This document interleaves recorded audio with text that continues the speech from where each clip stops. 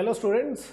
Now in this section we will try to find out moment of inertia of some continuous masses which are not like point masses, they are continuous masses distributed around certain axis of rotation, and what would be the moment of inertia. So one of the simplest thing would be to take a thin rod. Now when I say thin rod, what is it? What does thin mean? A thin may be a very fat rod for a, say, an ant or so. So what is a thin rod? If the width, if the cross section is way small compared to the length of the rod, so that's a thin rod for you. So I'll draw some width to that. Mind you, when we are become a little pro in this, we'll be doing moment of inertia, finding the moment of inertia of rods which are not so thin and whose cross section is comparable to the length, and then what all things we'll have to take care of that time, we'll find that. So suppose I want to find the moment of inertia of a rod which is having a length of a mass of m and a length of L. The total length is L of the rod, and the moment of inertia I am trying to find about the axis which is passing through the center of the rod, and it is uniformly distributed mass. Center of mass lies over here, so I can call the moment of inertia which I am going to find as ICM, moment of inertia about the center of mass. Now how to do that? It's the same thing what we were doing earlier. We have to find the moment of inertia of each and every particle which makes the rod and then add up all the moment of inertias. So I'll take a very small particle over here, suppose. Mind you, I can't take a fat particle, I can't take the width high, because if I take a high width particle, then the distance of the particle from the center cannot be assumed to be the distance of the center of mass of that particle to the center. This is what we have discussed in the earlier section. We can't just claim that the whole of the mass lies at the center of mass, then we go wrong in rotation. So that is that's the reason why we can't simply take a particle having a considerable width. Otherwise we could have taken the whole rod. In fact, the whole rod, this much of the rod, and the mass is at the center. If you assume that, then the moment of inertia is 0. So furthering that logic, if I take this much of the rod and say the mass, that much of mass lies here at the center of that, and then moment of inertia of that particle would be mass of that much into this distance square, that would be wrong, because again we are doing the mistake of taking the whole mass at the center of mass of something. So how small can we go? We have to go very small, such that the mass can be considered as a point body. So thank God we have calculus developed for us in maths. We have calculus which can be applied in physics over here. So where this width, even though I am showing it as a big width over here, but you would know that this width, let me call it as dx, is so small that it can be considered as a point body. So what we can consider is that this rod, instead of being continuous, it is like those widths, it is at the center of these small widths are small masses. Those masses I'll call it as dm. Dm exists right in the middle of this small width, and like these small dots, it is as the case it was when I was doing the previous section. Small dots all over, which could be some 5-10 dots are there which would be counted. Here it will be numerous dots, but the method will be same. So we have assumed it to be dot, but the dots are so close that they are in the span of dx, and that is how we proceed to find the moment of inertia.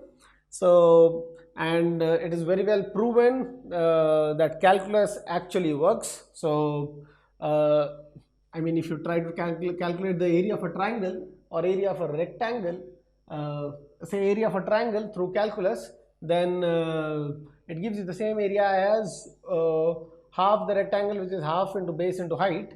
So in calculus you will be putting discrete steps, but steps are so small that it can be assumed that this is going very smoothly, very smoothly, and gives you the perfectly correct answer of had it been absolutely smooth. So calculus does work. So we are going to employ calculus over here and try to find out the moment of inertia of that small mass, and then since we have taken that small mass at a random place, That's the essence of integration. You have to take it at a random place, not at the starting of where you think, not at the end of where you think your calculation is, but at a random place, and do the integration, put the correct limits from the starting point to the end point, and you'll get the answer.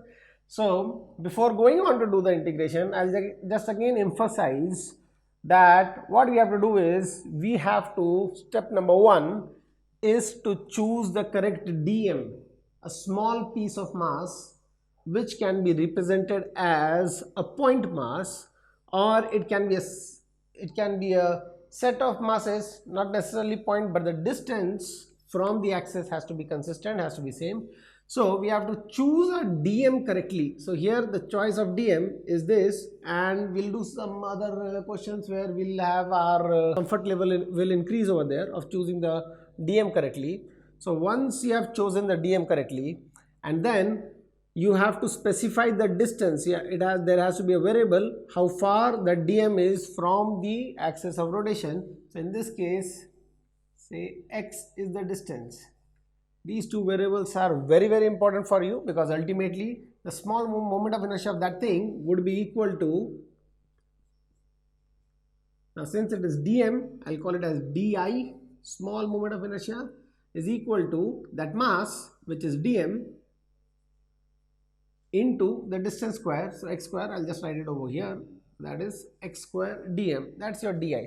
So writing this much is the key. It is the first step and the most important step. So if you get this right, then you are halfway through the thing. And then the next one is, x is a variable, dm is a certain width, what you have taken, a very, very tiny width. You have to connect the dm variable with the x variable and have it in a single variable, so that you can integrate. That single variable can be a theta, maybe m, maybe x, whatever, but it can't, if you just integrate like this, we can't integrate two variables. We can't integrate x squared dy unless until we know the relation between x and y, so that we can present it as a single variable.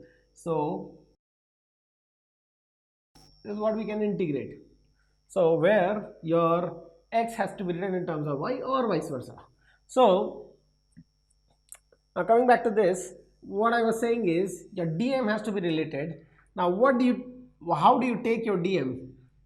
Since the variable you have taken, which is a variable of the distance, which depicts the distance of the particle from the axis as x, you will go a little more than x to choose your next mass, and a little more than x, that little more is called dx. So you'll go dx further, so that your integrator appends by dx and forms the new x. So x plus dx becomes the new x and takes the next dx to go a little further. So that's the concept of integration. So your dx will be what dm is, because the next step is going to be dx away. So whatever is between your x and x plus dx, that much should amount for dm. Again, this is a very, very simple thing what I'm saying. It is almost evident, but you should always put some thought on this before hurriedly going on to do the integration, because at times there may be a catch over here. There might be some catch over here. Okay, so here there is no catch, so we'll continue with our process. So dm is having the width of dx. So how do we get the value of dm? Quite simple. A hole of length L was having m mass that was given to you. So your dx length will have how much mass? Dx length will have m by L times dx mass. Simple unitary method. So you can say mass per unit length was m by L, and the length of dx will contain so much of mass. So that's your dm. So we'll quickly go on to write the dm value over here. So that gives me m by L and dx. So that's your di. So that's the moment of inertia of this small part. So similarly, the moment of inertia of all small parts on this will have a similar format. The format is not going to change. It's the x variable if I take somewhere else, and the dx. Hence, we can safely integrate it. So once we integrate this on both sides, what we get here is the moment of inertia. Here we have to carefully choose our limits. Like if you have to do the integration of the whole of the rod, what's the moment of inertia of the whole of the rod? The x starts from your minus L by 2 and goes on to plus L by 2. So the whole length was L. So from here is what you are taking your x. So this side is minus x by 2 and sorry, minus L by 2, and that side is plus L by 2.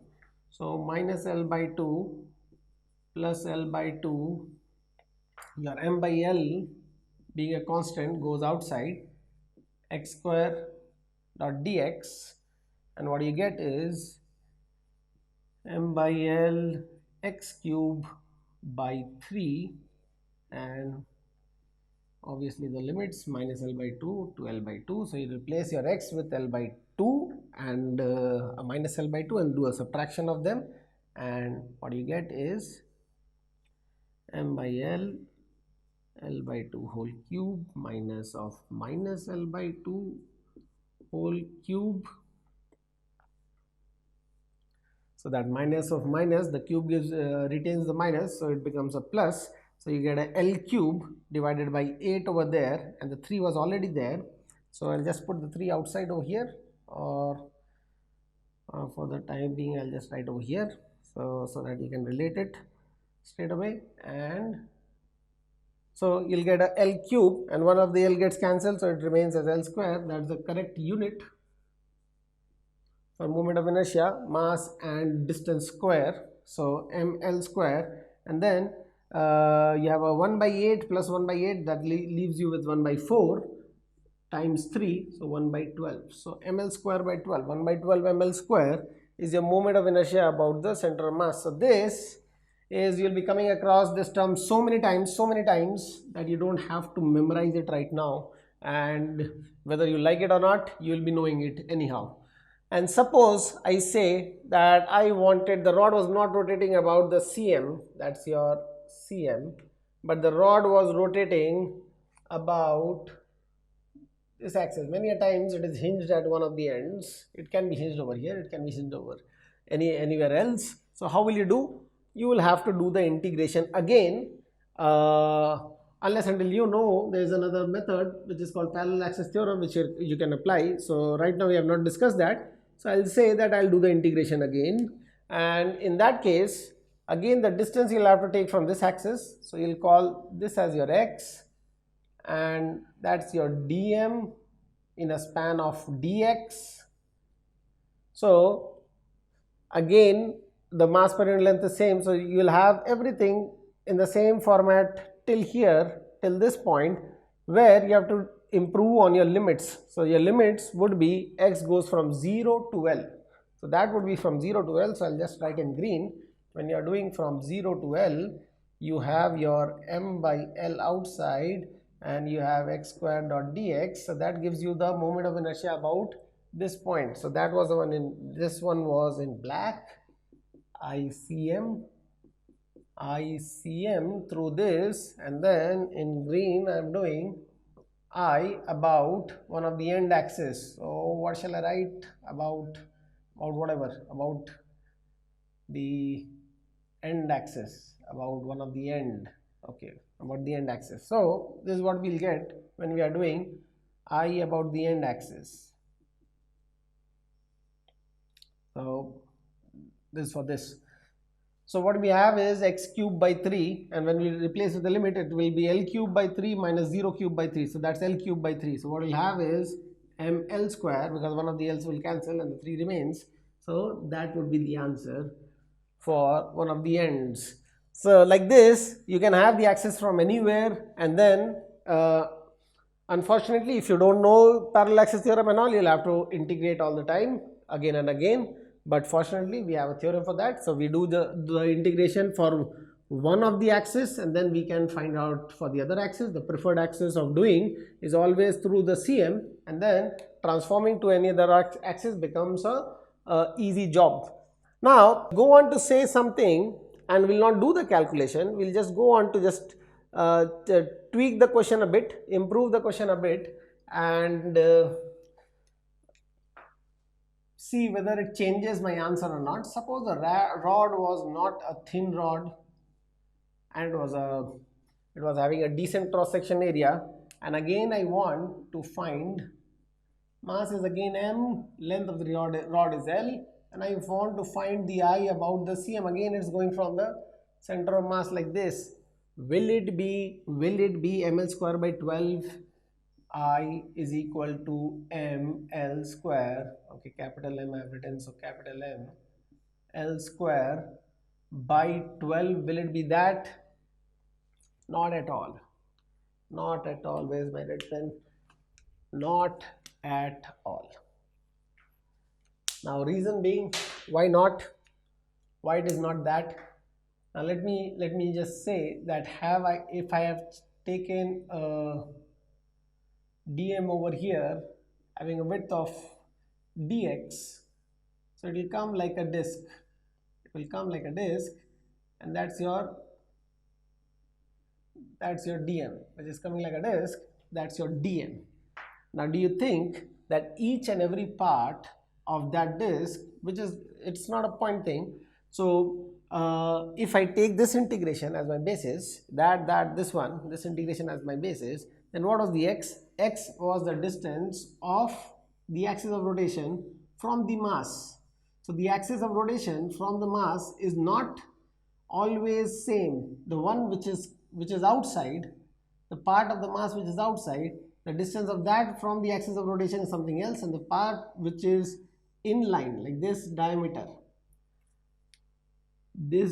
I still agree all the masses on this diameter is having the same distance, xxx, but the ones which are outside the diameter and which is inside is not having the distance x. So we are doing the folly of presuming that the disk has all the mass at its center, or at least the central line. So it is having all the mass at the center, and that dm presumed to be at the center of this disk is x away truly, but that presumption that all the mass, a distributed mass, lies at the cm of that is the basis which is absolutely wrong in rotation, and hence we have this moment of inertia as a topic, so which makes us more careful into dealing with the questions and studying the mass. So this was for a rod. I'll just quickly do one or two more and then pose your question with, say, a cone. Now suppose I say I have to find the moment of inertia of a ring. When they say ring, they generally mean that the width is very small. There is no width to it. Otherwise, they will mention the inner radius and the outer radius. If just one radius is mentioned and it is called a ring, then we assume that the thickness is very small compared to the total radius. So your, say, mass is m and radius is r, and the axis is this going in and out. Okay. So what is the moment of inertia of the ring? I'll say that asking this is as good as asking, this is surely a continuous body, so I'll compare it with a continuous body. So that's a rod, a very thin rod. Again, the width is very thin compared to the length. It is again having a mass of m and length of l, and it is, say it is d away. This radius was r, that's d away, this radius is r. Okay, so it is a continuous body. So what do we integrate to get our answer? What do we integrate? Now our integration means using things very, analyzing things, getting the i's very carefully and integrating all the small di's, right? So getting the di's, so you'll have to take a small mass. Say I took a mass over here and call it as dm. The distance is d from the axis of rotation. I take the next mass and the next mass and the next mass. So taking it from the up, I can call this distance as x and these distances as dx, the small one, and the next one and the next one and the next one.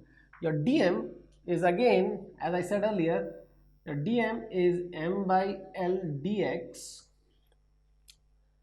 And what's the distance of all of them, all these dm's from the axis? The distance of all the dm's from the axis is d again. It is d only, it's not changing.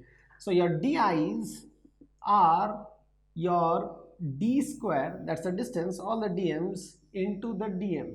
D square dm, this d is the distance, mind you, and that dm is the calculus dm, the the small mass dm. So here if I'm trying to integrate this, if I want to integrate this, I see that d is a distance which is a constant, so the integration comes over here and d square being a constant goes outside. So do I need to replace the dm with the m by l dx and do it further, x going from 0 to l? I don't have to. Dm simply means the essence is all the small dm's added. Dm integration means all the dm's added. So dm added, dm, all the dm's added is going to give you the big M, the whole of M. So in this case, there was no need to go into integration because the whole of mass, all the mass lied at a distance d away. So I could have safely said that your I is equal to m into d square, because all of them, I take a big chunk, I take a small chunk or whatever, all these masses are having a moment of inertia of that mass into d square, that mass into d square, all added, which is the algebraic addition. The d square gets common and the mass gets added. So if the rod was like this as the earlier case, or say at an angle, becomes a good question, then all your dm's are at variable distances, then you rather do the integration. You won't be able to do it like this. So just by the basic definition, I mean, you'll have to go further and do the integration to get the answer. So over here again, why I equated this to this kind of question, why equated the ring to that kind of question? Because now we know the tool of integration and how to apply it. We should not be jumping and applying that tool unless until it is required.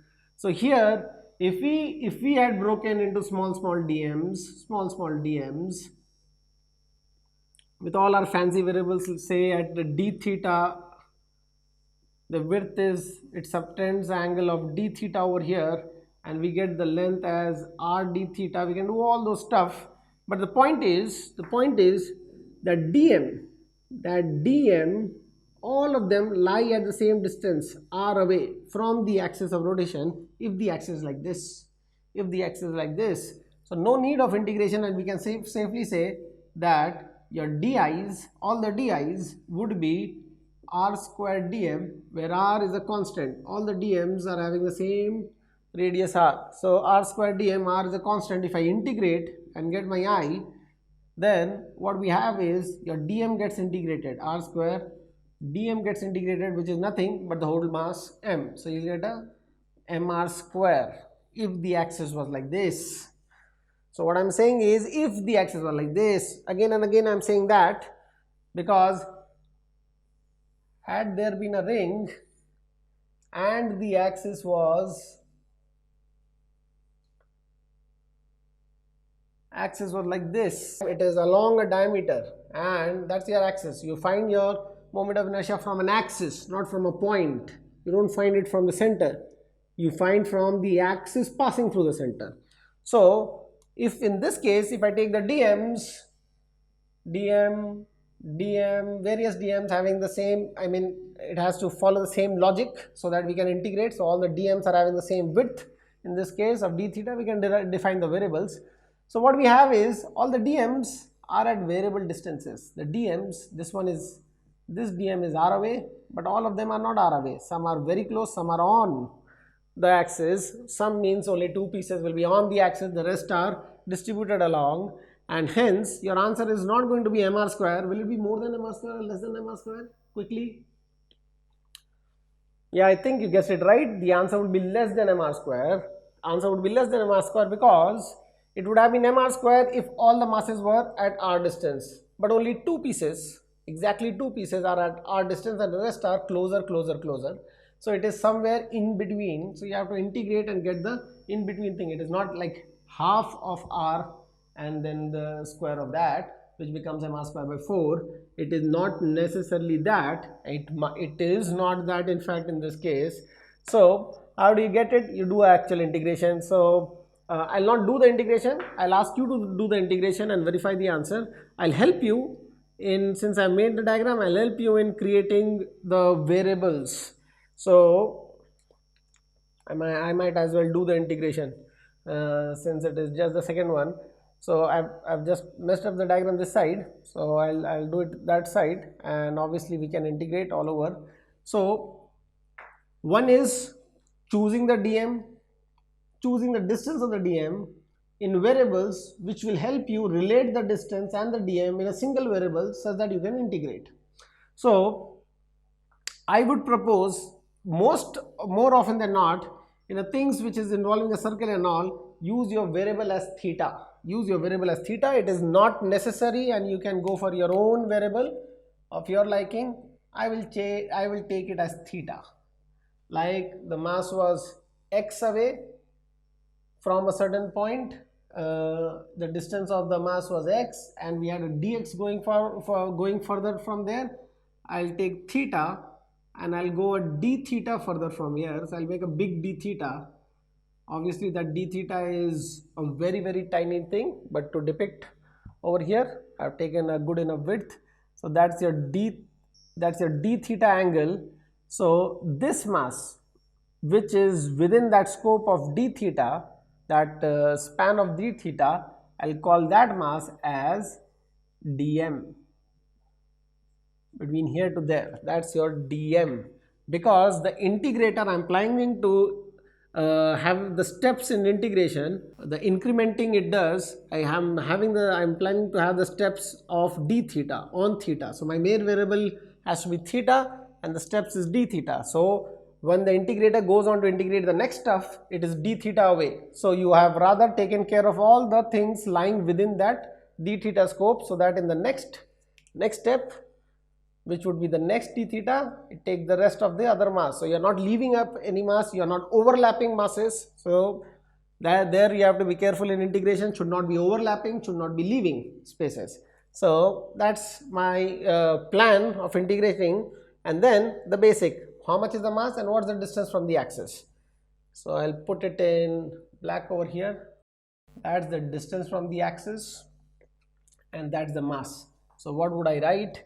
I would write my di, I for that small thing, di to be the mass dm and into multiplied with the square of the distance of the mass from there. So what do you think is the distance? You can call it as x, but ultimately you'll have to, you can call it as x square, but ultimately you'll have to write everything in single variable, m also, x also in a single variable, so that you can integrate. So what do you think your x is? What's your x? What's the distance of the mass from there?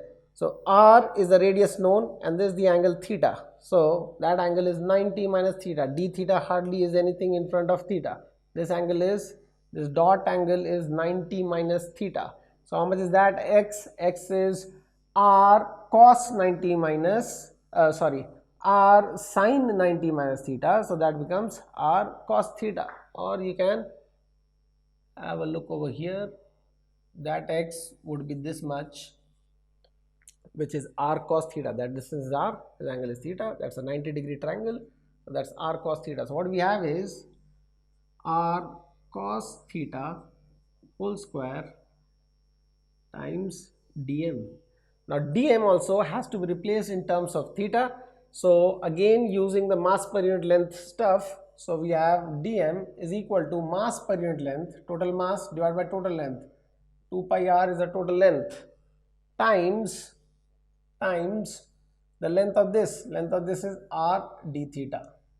You could have also said that mass divided by the total angle, which is 2 pi into that much of angle, that is d theta, is the mass of that part. So m by 2 pi d theta. Here also you get the same stuff, there also you get the same thing. So dm, I'll replace it with m by 2 pi d theta. So what we have is, we have a bunch of constants like m and r square and 2 pi which goes out of the integration, and you have a cos square theta d theta.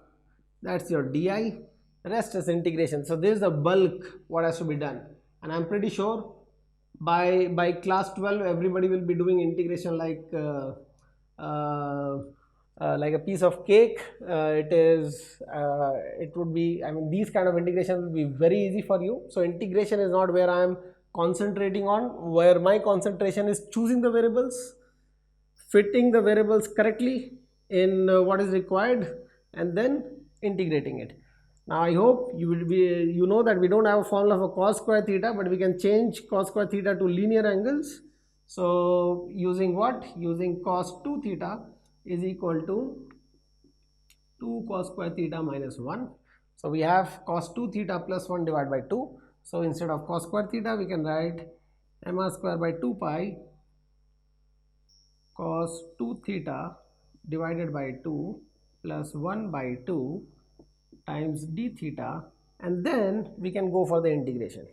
So your I would be integration of this. The theta goes from where to where? From 0, take a whole round. So 0 to 2 pi. You can do an integration like that and get your answer. So you can do an integration from 0 to pi also, and the rest of it will be same, and you can say that this I of this thing and I of that thing will be same. So you can add the two and double it and get it. So try out all the fancy stuff. So I'm not integrating it right now. You can integrate yourself, or shall I? Okay, I'll do it. Okay. So what we have is, in fact, pause and integrate yourself, and then you check the answer with me. So what we have is mr square by 2 pi outside cos 2 theta d theta integration. So what we have is, we can put this cos 2 theta, half is there outside, cos 2 theta d theta. I can say d theta instead of d theta, d of 2 theta divided by 2. So I am doing that, d of 2 theta divided by 2. So we have this variable 2 theta and d of 2 theta matching, so that I can call it as sine 2 theta on integrating. So it becomes sine 2 theta, but I have a 2 outside and this 2 is also outside, so I get a 4 outside. For half and d theta integration, it is half, and d theta integration gives you theta from 0 to 2 pi. So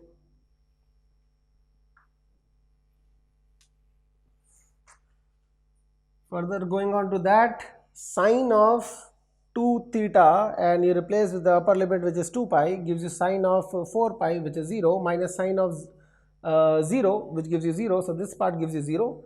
This part will give you 2 pi minus 0. So 2 pi by 2 gives you pi. So what we have is mr square divided by 2 pi times pi. So pi and pi gets cancelled, and yes, that's your answer. So your answer will be equal to, where shall I write it? I'll write it here. I hope it is in the screen. mr square by 2. This is I about a diametrical axis, dia. So you see, for the same ring, if the axis was this, you had mr square. About diametrical axis, it is mr square by 2. And fortunately, if we have learnt on the other theorems, particularly the perpendicular axis theorem, which we are going to do, then we didn't have to do this integration. It might look a little troublesome over here. We didn't have to do it, and our knowledge of perpendicular axis theorem would have given us the answer of mr square by 2 directly if we knew this mr square. So mind you, this is also ICM, and that is also ICM, because both are going through the center of mass. So if they say that find the ICM of the ring, that's not a complete question. There are so many axes which can go like this axis, like this, not this. This we have already found. Whether this or this or this, all diameter will give you the same answer. But if there is a slant axis like this, slant axis, that is also going through a CM, so that is also ICM. So ICM was mr square if the axis was perpendicular outside, so perpendicular I'll write it, and ICM along the dia was mr square by 2. I'll remind you one more thing. As I told you earlier, ICM among all the moment of inertia of axes which are parallel to ICM, it is the least, meaning to say this ICM mr square is the least among all these axes which I make parallel, say like this axis or that axis or this axis. all parallel axes. This ICM mr square 2 will be least among all the axes which I make parallel to this. That ICM, a slant one going through the CM, will be least among all the axes which are parallel to that. So we'll come to that, the reason also. So I hope you got an idea of, even when masses are a continuous mass, there are a lot of it is made up of a lot of DMs which are all connected. Still, there might be cases like this rod lying along the axis and this ring. There might be cases where you don't actually require the integration and you can do it. But most of the other cases, for continuous masses, you will require to do the integration at least for one of the axes, and then we can use the tricks of transforming if applicable.